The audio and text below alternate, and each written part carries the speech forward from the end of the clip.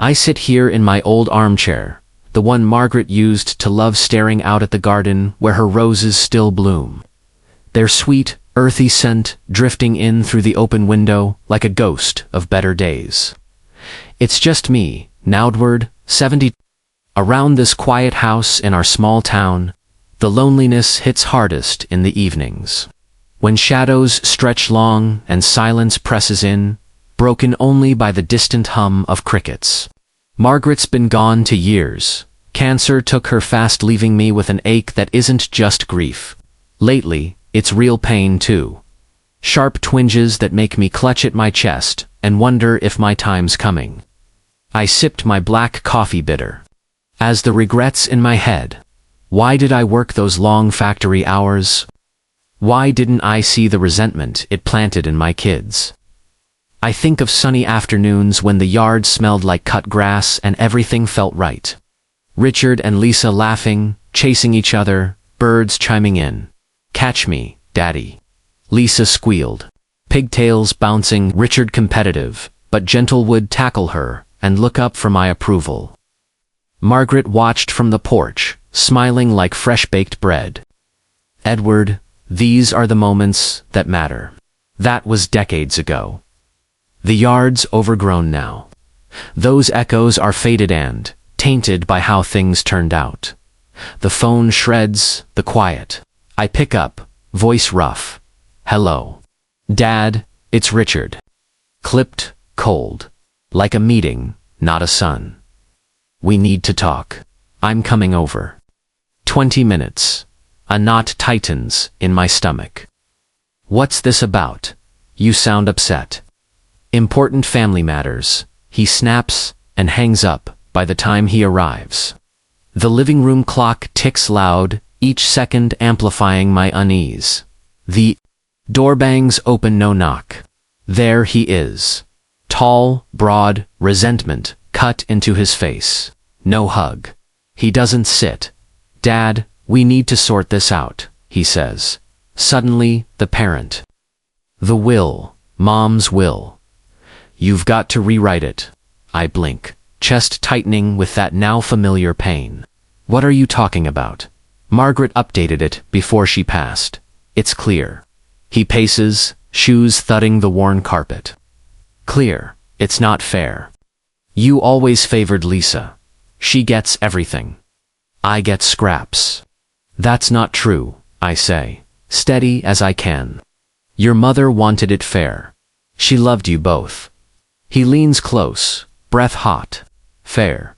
You're not even in the will. Not how you think." I checked with a lawyer friend. "Mom cut you out of parts punishment, and me, nothing while. Lisa walks away rich. Fix it to write it to favor me or I'll contest the whole thing." His words hit like a slap. "You're wrong. It's your mother's will, not mine to rewrite. And I'm very much in it," she told me herself. "We were married 50 years. You were blind," he shouts, voice ricocheting off walls. "Always working, never there. Mom resented you. Sign over your share to me, make it right." The room tightens. I stand, knees creaking. "If you're hurting for money, we can talk. But demanding like this, it's not right." He laughs. "Bitter, you spoiled me as a kid, then yanked it away when I needed it most. You said, tough love. Remember, now it's my turn. Fix the why, lore, learn what tough really means." I shake my head. "I regret the spoiling, son. Maybe I made you expect more than life owes. But Margaret's will stands. Go home, cool off." He glares like when I caught him lying as a boy. "Mistake, old man. You'll regret this." He slams the door. Windows rattle. Heartache lingers. I sink into the chair, rubbing my chest as pain flares. Why does betrayal from blood feel like a slow knife? I sip cold coffee, bitterness lingering like doubt. Did Margaret really change things? Without telling me? No, she wouldn't. But his words gnaw at me. Stirring old regrets, lazy weeds in a garden I stopped tending. The mail arrives. Bills, and one plain envelope, no return, Address my name scrawled in block letters. Fingers trembling, I tear it open. The will hides more than you know. Watch your back. My heart skips. Who sent this? Is it about Richard? The faint, old ink smell chills me. I set it down. The house feels colder. Betrayal tastes like this. Black coffee that never ends. What secrets are buried in that will? Why do I feel like this is just the beginning? Chapter 2. Whispers of Doubt. Mourning. Dim. Bulb. Long shadows. Burnt toast. Smell hanging in the air. My hands fumbled the toaster again. That envelope sits in front of me like a dare. I read the note again. Watch your back. Why now, right after Richard's outburst? Memories surface. Richard as a boy, small face twisted in anger when I left for the factory, late dinners. Gone cold. Why are you always gone, Dad? He muttered once. I brushed it off, too tired to see hurt grow hooks. I call Lisa, Dad. Everything okay? Her voice is warm, worried like a long-distance hug. Richard came over, raging about the will, I say. Said I need to rewrite it to favor him. Claimed I'm not in it. Then this anonymous note, watch your back. She exhales, frustrated but steady. It sounds like him. He's always chased easy money. Mom saw it too, she whispered. To me at the end, protect your father, Lisa. Richard might try to take more than his share. I nod. Eyes closing at the hospital memory. Margaret's frail hand in mine, antiseptic in the air. She told me something similar. Don't let resentment tear us apart. He threatened regrets if I don't give in. Lisa, what if he's plotting something? Don't let him bully you, she says. Mom updated the will for a reason. If he's pushing this hard, he might be in debt. Promise you'll talk to the lawyer if this escalates. I will, I say. I keep thinking I failed. Him spoiled him to make up for my absences. And look where it got us. You're not a failure, she softens. You did your best. Rest. Watch your heart. Call me if he shows up again. We talk longer. Not eases, but doubt whispers louder after we hang up. The kitchen feels colder. Burnt toast reminds me how shaky my grip has become. That night, chest pains tighten like a vice. The room spins. Lavender sachets in the drawer mock my solitude. I drive to the clinic at dawn. Dr. Ellis listens carefully, brow furrowed. Rhythms irregular. It's strain nothing acute for now. Avoid confrontations. Rest. And if you suspect danger, involve authorities. I leave with pills rattling in my pocket. But his words don't quiet the fear. Poison, the note, the threats. My mind races while resolve hardens. I won't let him win. Later, as I nurse tea, the door bursts open. No knock. Richard strides in, flushed, shoving papers. Sign this. Transfer your assets to me, now or regret it. Hands shaking, I skim legal jargon. Richard, you can't, I can. He snarls, Mom's will isn't ironclad. Sign and we avoid the mess. You're old, your heart's whack. Why fight? Lisa's fine without it. Pain flares in my chest. I stay firm. This is coercion. Margaret protected us for a reason. That anonymous note, was it you? He laughs. Cold. You're losing it. Sinor. Bad things happen to stubborn people. I won't, I say, pushing the papers back. Get out. You'll wish you had. He storms out. Morning sun doesn't chase the chill in my bones. On the porch, a glossy gift box, no card. Inside, a fancy whiskey, amber catching the light. I pour a small glass. The oaky scent should be comforting. But a faint metallic temps twists my gut. Is this the regret he promised? I carry the bottle next door, to Tom retired, steady. My brother in all but blood. Anonymous whiskey. I tell him, After threats, his weathered face hardens. In the middle of a will fight that stinks. Test it. Don't drink a drop. The lab smells like plastic and chemicals. We photograph the bottle, box, ribbon, batch number. Log the time. Witness the sampling. Sign chain of custody. Anything slow-acting and lethal, Tom tells the tech. Something that can mimic heart trouble. The tech returns sooner than expected pale. Antifreeze derivative. Slow-acting, lethal. Mimics heart failure. You got lucky. My heart thunders. Tom squeezes my shoulder. We both know who sent it. But we need proof. Back at his place, he dusts the box. A latent fingerprint blooms under powder. A quick scan. Match Richard. Bingo, Tom says. Confront him, but be careful. Lisa arrives by afternoon, breathless, hugging me tight. I explain the lab, result, and the fingerprint. Her eyes flash with anger and fear.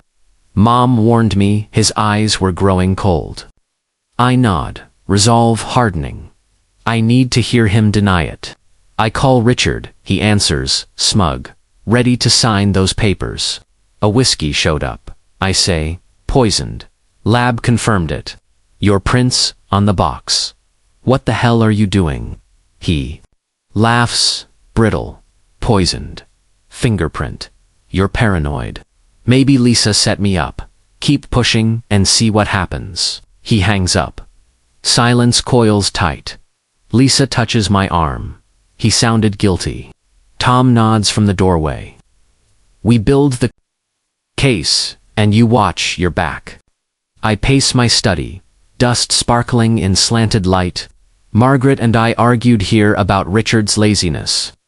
He's our son. Give him time, she said. Time. He's 30 and still expecting handouts, I said. The warning echoes now, Richard invites us to dinner to clear the air. The aroma of roast chicken battles, the scent of something off. Sarah smiles too brightly. For the kids, Edward, she coos. Richard's business is struggling. Sign over a portion, now avoid the courts. It's what Mom intended. Margaret was clear about fairness, I say. She didn't want pressure. Richard smirks. Tough love then. Tough love now. Lisa cuts in. Mom saw your laziness. Stop twisting her words. Sarah's tone turns icy. Richard provides. Lisa's got her city job. She doesn't need it. The room heats with tension. I set my fork down. If you're in trouble, ask honestly. Not like this. Back home, I call Tom. Sarah's in on it, I say. We search Richard's old room. We dig through dust and old drawers. Tom finds a notebook. Hire, lawyer. Claim undue influence. Pressure Dad to sign. Escalate if he refuses. Dated months back, my hands shake. He's been planning this. I sway. The room spins. Tom grabs my arm. Easy heart. We go. To Dr. Ellis. Blood pressure's up. Reduce stress. If it's this bad, authorities, I'm hiring a pie, I say. Poisoned bottle and prints can't be ignored. Back home, I call the investigator. Track Richard finances, connections. Discreetly, minutes after, the phone rings again. Edward Harlan here, Margaret's lawyer. You need to come in. There's a clause you must hear. His office smells like polish and tension. Richard and Sarah sit smirking. Harlan reads, to my beloved husband, Edward, I leave everything the house, savings, investments with a clause to ensure fair distribution upon his passing. He turns a page. A hidden amendment from Margaret's final weeks. I suspect our son Richard's growing greed. Attached is proof of his thefts from family funds. If he contests the will, he is disqualified. This protects Edward and Lisa from manipulation. Richard goes white, then erupts. Forged, Dad poisoned her mind. Theft. That was years ago. Sarah's face falters. Richard, is it true? Harlan slides authenticated documents across the desk-cold bank statements. Margaret's notes. The faint ink smell raises her ghost. She knew, I whisper. You denied it back then, but she saw through it. Sarah turns, voice shaking. You told me we'd get everything. And that bottle your fingerprint, did you send it? Shut up, Richard snaps. It was a setup. I'm not paranoid, I say, standing. The lab confirmed poison. This will prove's motive. The door swings open. A police officer steps in, badge gleaming, voice steady. I'm Detective Reyes. We received a tip about possible poisoning and inheritance fraud. Everyone stays. At the station, I lay out the bottle, chain of custody, prints, and the notebook from Richard's room. Reyes listens, calm and clinical. We'll process evidence formally, request warrants, and pull phone bank records. Keep a record of any threats, and lock your doors. Back home, Tom and Lisa wait with tea. We talk about justice versus revenge. I choose justice for Margaret. The doorbell rings. Richard forces his way in, wet with rain. You ruined my life, he spits, calling the cops that will reading was a setup. You ruined yourself, I say, poisoning me, confessing. At Harlan's, it's over. Lisa steps forward. Get out, Richard. Your prints, your note-sits stacking up. He looks to me, it was a mistake. Debts, bad investments. I didn't mean to hurt you bad. You made your choices, I say. Leave before I call them. He storms out. Minutes later, Sarah calls Terry. I'm sorry. I pushed the money angle, but the poison I didn't know until after. Please, mercy for the kids. It's too late, I say. The evidence is moving. I check Margaret's safe. A small recorder, labeled for Edward. Her frail voice fills the room. If Richard contests, use this. He admitted stealing to me last year. Sarah laughed it off. They meant to manipulate the will. I love you. Stay strong. Lisa hears. Mom left that. It's the nail in the coffin. Tom nods. Call Reyes. A note slides under the door damp. Angry scrawl. You think you've won. I'm gone, but I'll make you regret it. Watch your back. Panic rises. What's his next move? Rain-soaked streets. Reyes strides beside me. We've pinged his phone to this side of town. Don't engage if you spot him. I hand her Margaret's recording. This ties theft motive to the will. She nods. It helps. Neighbors whisper support from porches. We saw him lurking last week, Mrs. Jenkins says. We'll call if we see him. Their voices steady me. Back home, Lisa bursts. In with bank records. He's been embezzling transfers. Line up with the gift. We send it to Reyes. Meet me at the diner, she says. Inside the greasy spoon, Richard sneers over coffee. You deserve nothing, old man. We confront him with embezzlement. Sarah breaks. He planned to make it look like heart failure. I'm done enabling. Reyes steps in, shows the badge. You're under arrest. Embezzlement and attempted murder, he scoffs. You can't prove intent. I sent the bottle to scare him into signing, not to kill. That's a confession, I say. And the dose was lethal. Outside, pain strikes like lightning. I grip the wall. Ambulance. Reyes calls. An envelope on my windshield. Even from jail, I'll end you. Watch for the real poison. Terror mixes with pain. What does he mean? I sit in the courtroom, the gavel, a sharp echo. The murmurs like Judgment Day. Across the room, Richard's eyes are hollow, wrists chained. My heart flutters unevenly, but I sit steady. This is reckoning. Mr. Harlan testifies about the hidden clause and theft proof. The defense objects Overruled. He continues. Margaret feared greed would tear her family apart. Detective Reyes presents the evidence box. The sealed bottle. Toxicology confirming a slow-acting toxin, fingerprint match. Burner phone messages discussing doses and timing, and bank records showing motive. At the diner, Richard admitted sending the bottle to scare Edward into signing. Sarah corroborated his plan to make it look natural. Sarah takes the stand, weeping. I enabled him. Debts, bad investments. He said, Dad's weak heart makes it easy. I didn't stop him. Richard finally speaks. It wasn't meant to kill. I was desperate. The thefts were stupid kid stuff. I regret it. Dad, please. I stand for my statement. You poisoned your father and stole to cover lies. Margaret begged me not to let greed win. I spoiled you once to make up for my absences, but what you did cost you everything. The prosecutor's close is clean, hard. This is trust. Betrayed by design. The defense pleads desperation, not malice. The judge sends the jury out.